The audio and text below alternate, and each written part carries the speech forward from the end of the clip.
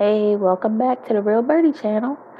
So, Don Robinson of En Vogue, they're supposed to have a 30th reunion tour. First of all, I can't believe it's been 30 years since they came out. But she says the tour should only include the four original members and not Rona Bennett. I believe that's how you say her name. Um, there's a huge interview on a website. I think it's a podcast also called I Got Soul.com, and it's a long.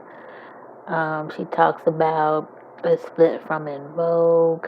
Um, from what I heard, it was she left due to money issues, but she seems like she always had some type of issue with somebody, even when she went to Lucy Pearl and when she went to she was on the show the R&B Divas, I believe, with Lil Mo and Chrisette. I think Chrisette was on there.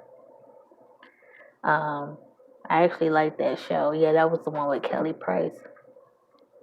Um,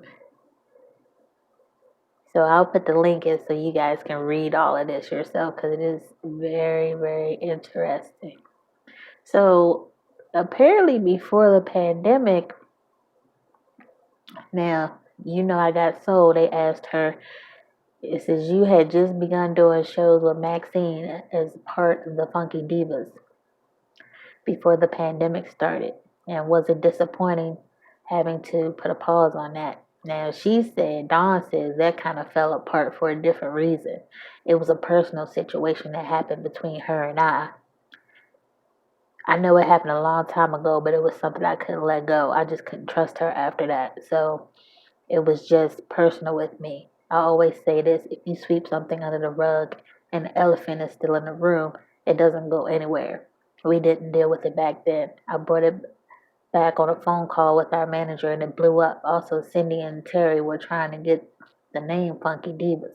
They don't go by Funky Divas, they go by En Vogue. I left in 1997. I came back to the group in 2009 for our 20th year anniversary, and we toured the states and overseas. I don't understand why they're fighting to get the name. I don't want to have to pay for a trademark attorney because we bought the trademark. I thought they were being nasty and vicious. I just said the hell with it. Every time I try to go back and do something with them, it just blows up. Some things are just better left undone and unfinished.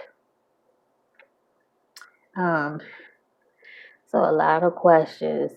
They're asking her about a solo career, which would probably be best for her to just work by herself because she said can't seem to work with others very well.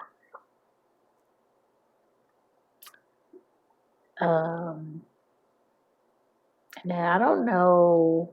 Now they're talking about her solo debut album called Dawn. Now I don't know what year that came out. That must have been a while ago. I don't remember that at all.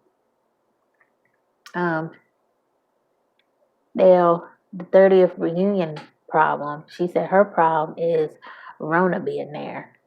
And she said she won't say never that she won't participate. And she said, I think she's done great. She's never done anything to me. She's not a bad person at all. I do know that she needs to step back if we're going to do a reunion at all. It just needs to be the four of us. Cindy and Terry have gone out and spent time with the fans this whole time representing the group. They used the name Maxine and I helped build to share with the fans, but Maxine and I have not had the chance to be with the fans. Had they not kicked me out the group, I would have stayed in the group and still had that time with the fans, but I haven't. They kicked me out, Maxine included, at that time. I'm talking about 1997. Wow. Um, and she's talking about Ronan again. She hasn't done anything to me. She's really sweet and funny. I think she needs to step back, let us have the time. She was on a show called the Mickey Mouse Club, and if the Mickey Mouse Club had a reunion, none of the En Vogue would be a part of that besides her. She would do that on her own. She was also on a Jamie Foxx show. We wouldn't be a part of that reunion either. Okay. Yeah. Many people didn't realize you were kicked out of the group. We thought you left on your own. That's what I thought too. This is the thing when somebody gives you an ultimatum, that is not a choice. Okay. Now, Dawn says that Cindy and Terry sued Maxine, and there was a mess with that. And she said, I wasn't being messy or catty. I was just trying to get paid. Everyone else around our camp, they got paid. They were living in mansions and they were making money that we were helping them make. So why is it we were not a part of that? I was just trying to make sure we got our just due. So I appreciate you saying that, because this is just a group of blame. This is a lot of blame over the years. I got death threats when I left the group, handwritten letters because I broke up a group. Is this a John Lennon situation? So thank you for that. So I don't know. Back then, because I was still a teenager, back then, well, I wasn't a teenager. 1997, I was 19, 20 years old. Um, I kind of felt that she's not wrong for wanting to get their money. I don't, it's always like the one that speaks up gets the most difficult time, but she's like the common denominator on why everything she's been on hasn't, or been in, hasn't worked out.